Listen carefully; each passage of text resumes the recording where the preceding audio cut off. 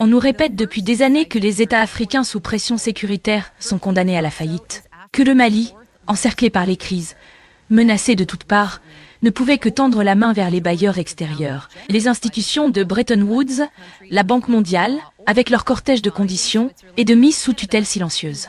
Eh bien, le 29 avril 2026, Bamako a envoyé un autre signal. Le Trésor public malien est allé sur le marché régional de l'UEMOA avec une demande de 50 milliards de francs CFA. Les investisseurs ont répondu avec 86,9 milliards. Le Mali a finalement levé 55 milliards. La demande a dépassé l'offre de près de 74%. Ce n'est pas de la chance, c'est de la confiance. Lors de cette opération du 29 avril, les soumissions des investisseurs ont atteint 86,9 milliards, pour un montant initial mis en adjudication de 50 milliards, soit un taux de couverture de 173,94%. Le Trésor malien a délibérément retenu 55 milliards seulement, rejetant 31,9 milliards, pour maîtriser le coût de l'endettement dans un environnement où les taux restent orientés à la hausse.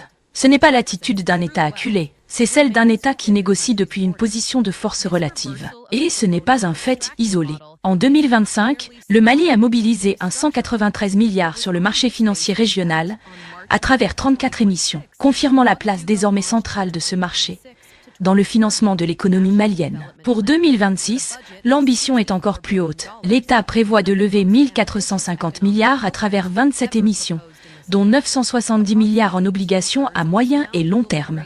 Des emprunts structurants, pas des rustines. Les fondamentaux, certes fragiles dans un contexte de guerre, restent défendables. La croissance économique a atteint 6,1% en 2025 et l'inflation est restée maîtrisée autour de 2,8%, tandis que le taux d'endettement public s'établissait à 42,3% du PIB, un niveau jugé soutenable. Ce qui est remarquable, c'est aussi l'origine des souscripteurs. Les principaux acheteurs de ces titres maliens provenaient du Burkina Faso, de Guinée-Bissau, de Côte d'Ivoire et du Sénégal. Des voisins africains qui financent un voisin africain. Voilà une intégration continentale qui ne passe pas par Paris, ni par Washington, mais par le marché régional de l'UEMOA.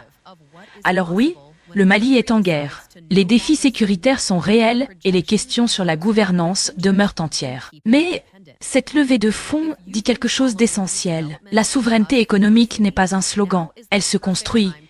Chiffre après chiffre, émission après émission, sur nos propres marchés, avec notre propre épargne. L'Afrique a-t-elle encore besoin qu'on lui demande la permission de se financer elle-même?